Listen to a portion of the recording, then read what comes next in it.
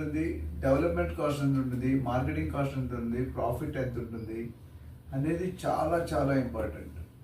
So builder have a calculated procedure to arrive at a price. Of course margins అందరూ తీసుకుంటారు, maybe between 10-25% margin add చేసుకుంటారు, nothing wrong. But మిగతా 75-80% కరెక్ట్గా charge చేస్తున్నారా?